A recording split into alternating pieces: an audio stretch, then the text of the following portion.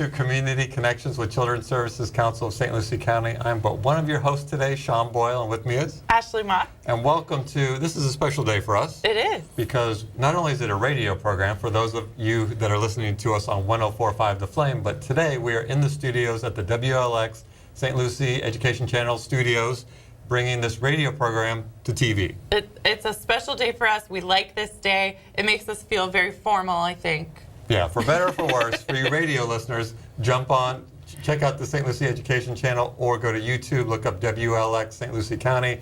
You can find our shows on there. And if you're a TV viewer, make sure you check us out every Sunday morning at 10 a.m. at 104.5 The Flame. So the reason why we're here is we discuss what resources and things that are available to children and families in St. Lucie County.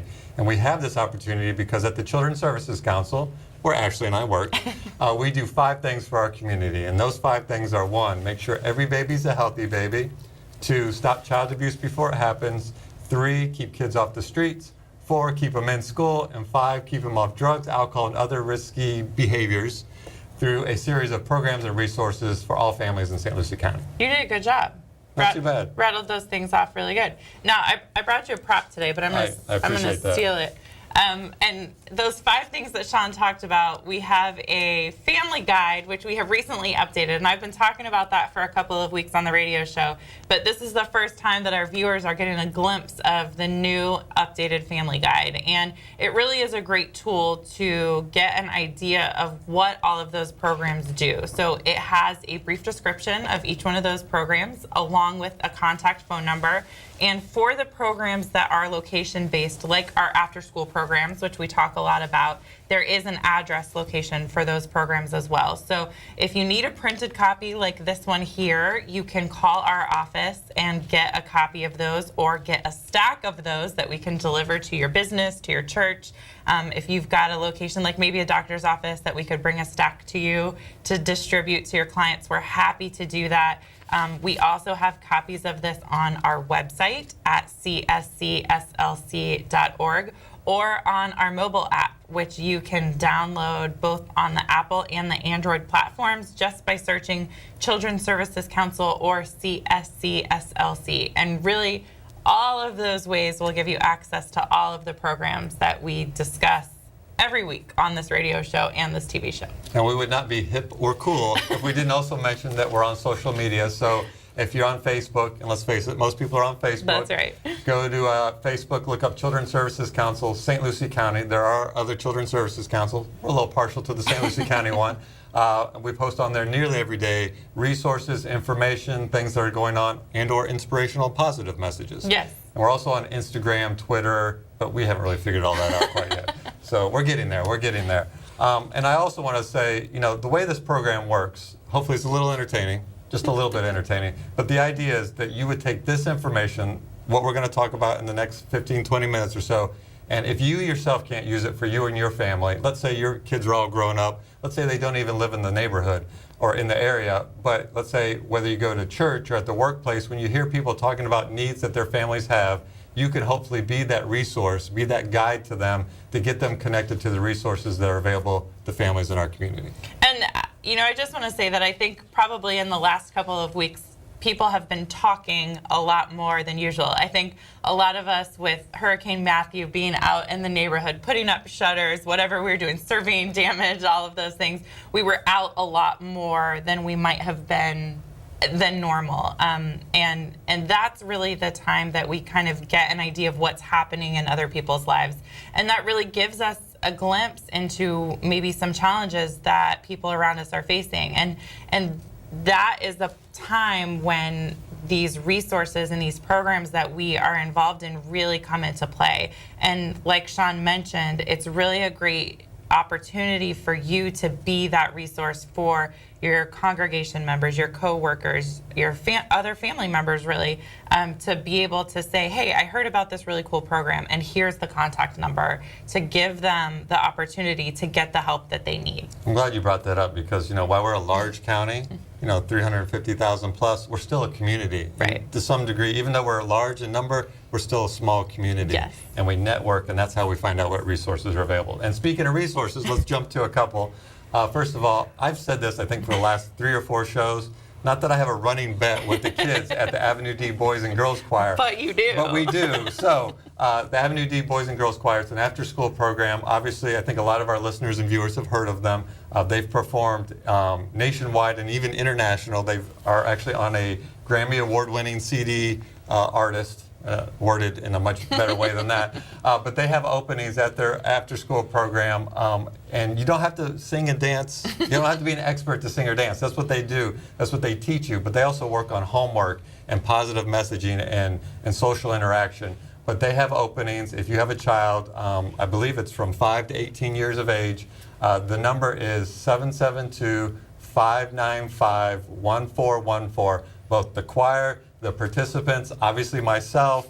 I explained this in our last show. We have a little running wager, if you will, that the person that can bring in the most participants into the choir, we asked the kids. We actually put up a cash reward for those kids that brought in more kids. It could be you. And I am contributing personally to that cash reward, but I'm thinking if I win, I get to keep my money. So the number again is 772-595-1414 if you know any children that need an after-school program. And I just wanted to mention one other resource. We were fortunate this year to be able to bring in a new program for the first time to St. Lucie County. And we've talked about it quite extensively, actually, in the months leading up to this new program kind of coming on board. And that is the infant mental health program through Tykes and Teens. And infant mental health is kind of, I want to say, really a buzzword, like a buzz phrase, I guess, that's being kind of talked about in social services. And Sean kind of jokes when we bring that up that it's not a baby laying on a couch with a therapist saying, you know, how are you feeling today? But it really is the well-being of young children. And my family has had some personal experience with Tykes and Teens in the last several months, and we have just been super impressed with the therapists there and the services that we've received. And I just wanted to put out there that if this is something that you think that your family might benefit from, please reach out to them, because it is something that St. Lucie County has been in desperate need of for a long time, and we are so fortunate that we finally have these services here being provided in our community. So if this is something that you think you might benefit from, please give them a call. The number to reach Tykes and Teens is 772-220-3439.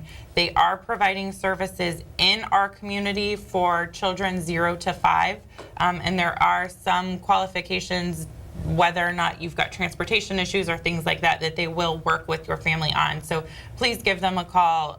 If you have more questions, there's some more information about their program on our website. But it's a great program. If I can, I'll just give a little bit more detail. If you know of any family that has some type of stress in their home, whether it be from just living in a stressful environment, the program is geared towards working with the primary caregiver and how they interact with their child 0 to 5 years of age. So again, if you know of anybody, whether it be from violence, substance abuse, or whatever that toxic stress is in the family, so much of how a child's brain develops is impacted between the ages of 0 and 3 years of age. So while it's infant mental health, and it's not babies on couches, while it's infant mental health, it's primarily working with the interaction of the primary caregiver with the child. And so important, the program is open to anybody. If you have insurance, if you don't have insurance, and primarily if transportation is an issue, it's home-based. So again, that number is 220-3439. There you go. And I should give out my text number. Oh, yeah. Although nobody's been texting me lately. Oh. But if you have a suggestion for the show, or if we just were so caffeinated that we went over a number way too fast, you can text me directly at 772-237-1130. Again, 237-1130 if there's a show topic you'd like for us to cover, and or you want clarification on some information that I talked way too fast on. We can do that. That's no problem. So, we try to make the show a little entertaining. Again, we mentioned that before, a little entertaining, but I think, of all the shows that we've had, they're all vitally important. Again, it's about getting the information out. And having said that, I think today's show is literally life-saving because we have with us today Lisa von Seelen from the Healthy Start Coalition to talk about how we can give the best start, if you will, healthy start, if you will, to our newborns and their mothers. Right. And I'll say, we talk about the 5 things that we do in the community every week. And Sean always starts off the show talking about those things. And one of those is making sure every baby is a healthy baby. So that's a priority focus of ours, but that's also a priority focus of yours. Absolutely. So I don't know if you want to give kind of a quick overview of Healthy Start Coalition, but then we've got a very specific topic that we want to focus on for today. But there's a lot that Healthy Start is working on. So can you kind of do, I guess it's not going to be real quick, but kind of maybe an overview of some of the things that you guys do in the community? I'll do my best. Yes, we do believe every baby deserves a healthy start. That, of course, is our mission. But Healthy Start does a variety of programs all aimed at ensuring that every baby is a healthy baby. And it starts out from very early prevention, working with teens to keep them healthy and from getting pregnant before they are ready to get pregnant and start a family or have the resources to do that, to working with them should they become pregnant, to ensuring they have the resources that they need to raise a healthy baby, be in a healthy living environment, to young moms, to older moms, to moms of every age. We provide in-home support and resources, whatever that may be. They actually get a visit from medical nurses when needed. They can get visits from substance abuse experts. They can get visits from just case management experts. Whatever the particular need of that mom or that family is, we will hook them up with that, including our Healthy Family Services that go on to more prevention in child abuse and neglect. But all of which is about just having a healthy baby and a healthy family. Healthy Start Services make sure that every mom, when she finds out she's pregnant, is screened for risks, and that she's offered services and understands what those are. She can self-refer in if she doesn't screen in, just because many first-time moms are super nervous and don't know what to expect and are afraid they're not going to do this right, and they don't come with instructions. So it's a great resource to have available, again, to every mom in the community. And then also when the baby's born, they get screened at the hospital or by midwives. And if there's risk, they again refer to Healthy Start. Or if mom's just concerned, like, oh gosh, I'm really going to screw this up, she can self-refer. Or dads, because dads are often very nervous and they don't know what they're doing, or afraid that they're going to do the wrong thing or that they're going to break their new baby. And we want to reassure them and, again, make sure that they have the resources they need. It includes our newborn home visitation program, probably the most popular program, because within the first week of a mom going home from the hospital, she gets visited by a nurse. They check on baby, they check on mom's health, make sure everything's okay, they make sure there's a safe sleep environment, that the home is safe. If they need a smoke alarm, they'll help them get that. If they need other services or resources, they'll hook them up with that. I mentioned our teen program with just teen choices. Also, they have the teen program that we work strictly with the teen moms, and that's one very dedicated Healthy Start nurse, Marie Brown, who works with the health department, and it's been fabulous. And girls all love her. The families love her. She does an awesome job. And then, of course, we work with tykes and teens as well for mental health. We do have substance abuse specialists that work with that, and really just a wide range of case management available for all moms and babies. So I'm going to say this blanket, and you correct me if I'm wrong, Okay. but pretty much if you're pregnant or expecting, they need to contact you. Yeah. All right. So I mean, that's safe to say. That's really So, I mean, you're the baby experts, if you will. So if and I say this so that if anybody's listening, if they know somebody that's expecting or planning on expecting, do they get a hold of you through their doctor's office, or do they call you directly? They can call us directly. They can get us through their doctor's office, but 467-2016 is our main number. And depending on what services they're interested in, we will direct them to the appropriate services. I like the fact that you said if they're thinking about becoming pregnant, because that really is key. We can get moms healthy prior to becoming pregnant. It just improves their chances for a good birth outcome astronomically.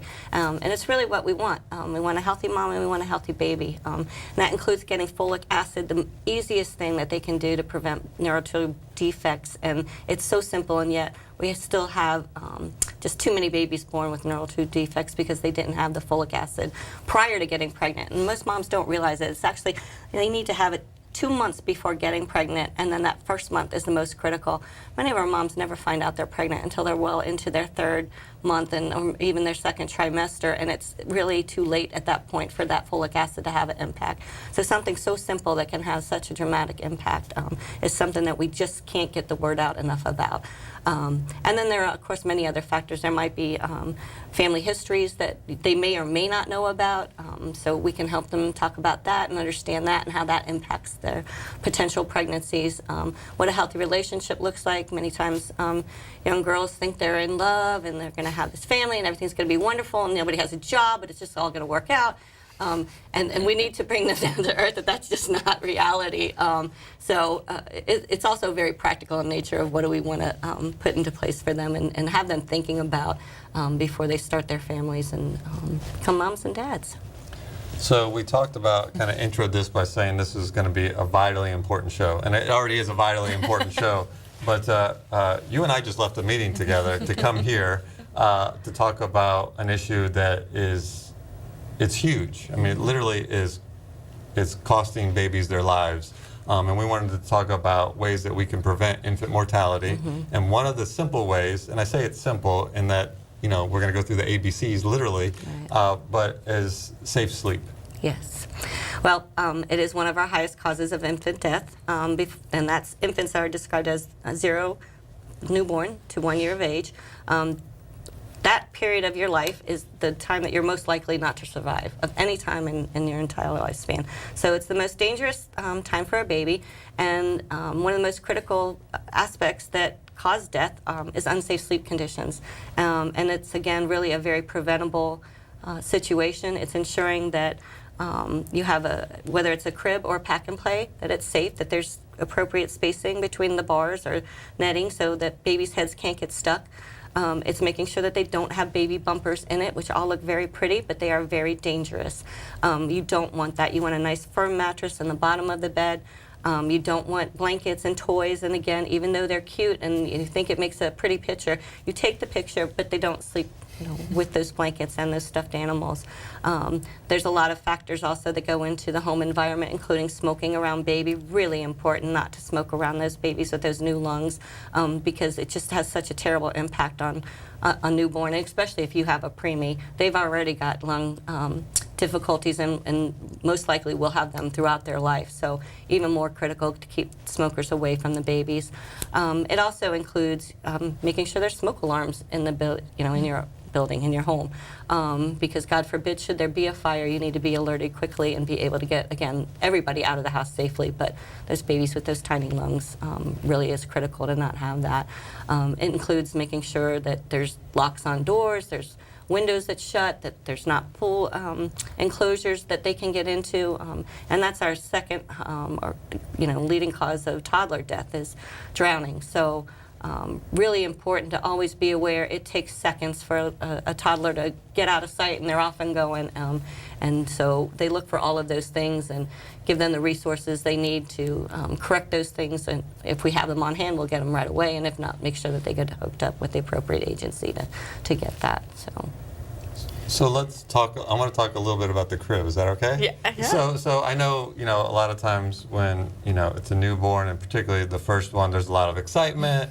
A lot of grandparents telling new moms what to expect and what they should be doing, and this was the crib that you were born in. Right. This is the crib you should use. But there is some hazards to that, and you actually have a solution to it, if you will. Absolutely, funded by the Children's Services Council, is our Safe Sleep program, and our nurses and case managers will go into the home and look at those antique cribs. That it is precious that you were born in it, but we can repurpose those for another reason, for another purpose, because may not be safe for a baby. If you can fit, they often use a Coke can or a soda can between the bars. It's too wide. A baby's head can get stuck in there, and that's not a safe sleep. If they have slats missing, again, it's a dangerous situation. So thanks to Children's Services Council, we will have somebody come into the home, and again, it's a nurse, and look at the sleeping arrangements, everything, including not just that bed. And if they don't have it, they can get a pack and play. They have to attend infant CPR classes, really a critical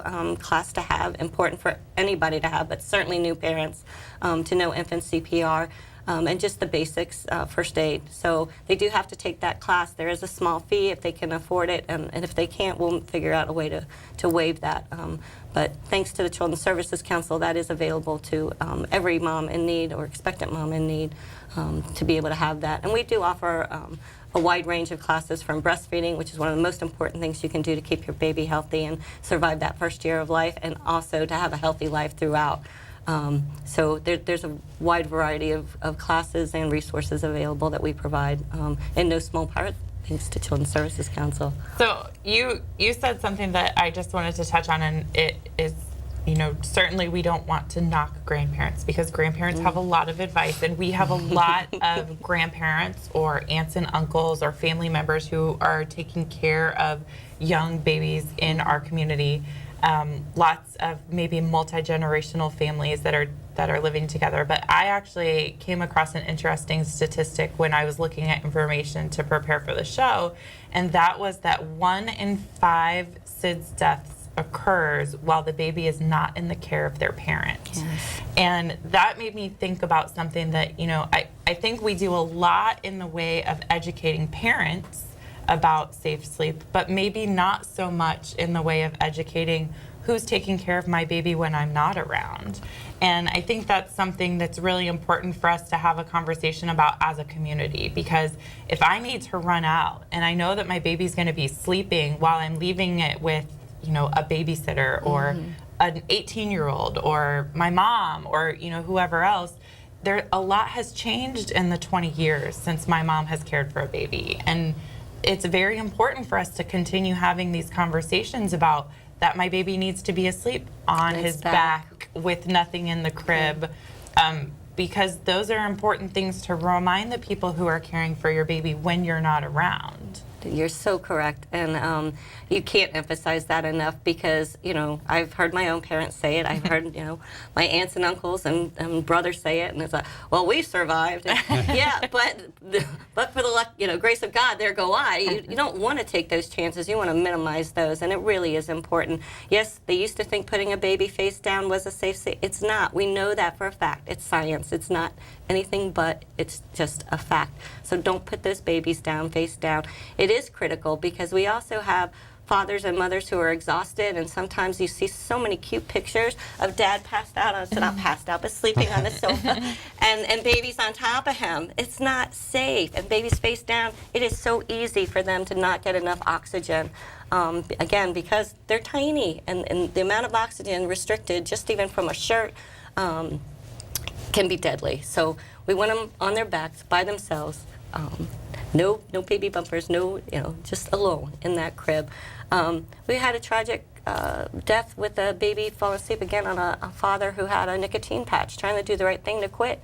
Highly toxic to an infant. So there's many things that we don't think about, that our nurses and case managers are trained to be aware of and inform you and say, everybody's trying to do the right thing, or they think that it's safer with the baby, in bed with them. No. It's just not. And yes, it's great if you want to have them co-sleep. You co-sleep in the same room, but they're in their own bed. Yeah, it's great because they can be close to mom. Mom can wake up and breastfeed a lot easier, again, but not in that same bed. So it is important that they have their own safe place to be in, alone on their back, and safe to sleep. So I said this was like an important life-saving show, right? I mean, literally, I mean that. So, and I said it's easy as ABC. So I was trying to remember what the ABC stand for. So A for alone, B on their back, C in a crib. Yes. Right? So, I think it's important, and I was at a baby shower recently, and I remember the couple got like, these stuffed animals and all that stuff, and all I kept thinking was, don't put it in your crib. Right. I think I even said that. I'm like, those are cute. Don't put it in your crib. Right. By the way, that didn't come from me. The stuffed animal. But I think it's important that, one, we as listeners to the show, viewers of the show, to talk about the ABCs. So if you know of any newborns, any expected parents, mothers, I should say, tell them about alone, on their back, in a crib, A, B, C. And also, by all means, Lisa and I was going to say, have the fortunate or unfortunate responsibility on sitting on a child death review committee. Majority of those cases that we review, and again, these are children that have died, are either drowning or co-sleeping, where a mother or father, again, trying to do the right thing, consoling their child, falls asleep, and the baby ends up suffocating, obviously on an accident, but as Lisa said, it can happen so easily, just even resting on top of you if their airways get blocked, much less if you're like me and you roll around in your sleep a lot, you could accidentally have a tragedy happen. So again, alone, on their back, in a crib. And if you want to co-sleep, as Lisa said, bring the crib or the bassinet, which has nothing in it, into the room with you, but don't bring them into bed with you. Well said. Well said. I know I'm getting excited here, but I mean, we can literally save lives on this show. Absolutely. If we just all pass that along. And it seems so simple, but it is such a tragedy to lose a child, and no parent ever wants to live with that because it never goes away. We talk to fathers all the time, and fathers often get forgotten in that picture, and the impact on them, and men are supposed to be tough, and you just, you power through it. It doesn't. It stays with them forever. And if we can prevent a single parent from ever having to go through that and save that baby's lives, what is that worth? It's worth more than money. Absolutely. And I would just say that thankfully we are very lucky here that in St. Lucie County we have a resource like the Healthy Start Coalition who has case managers and has trained specialists that are willing to come out to your home and survey what you have, the room that you have, the sleeping arrangements that you have prepared. If you are expecting a baby and you have your sleeping arrangement, your crib set up, they can come out and let you know if it's safe, if it's appropriate, if it's ready for your baby to come home.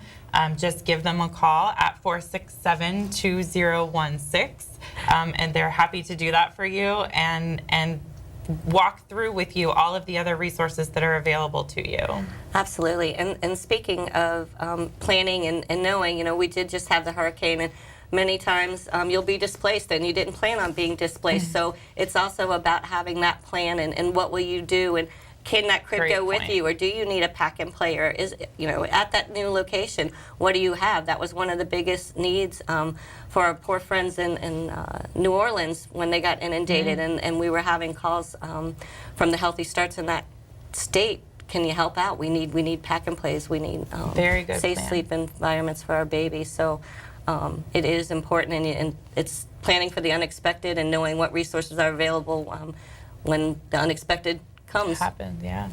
And again, I would just say, if you know of our listeners, if you yourself are not pregnant, and I'm going to say majority probably aren't, but if you know somebody that's either pregnant or plans on being pregnant, is planning their family, make sure they call Healthy Start. It's a community-wide service.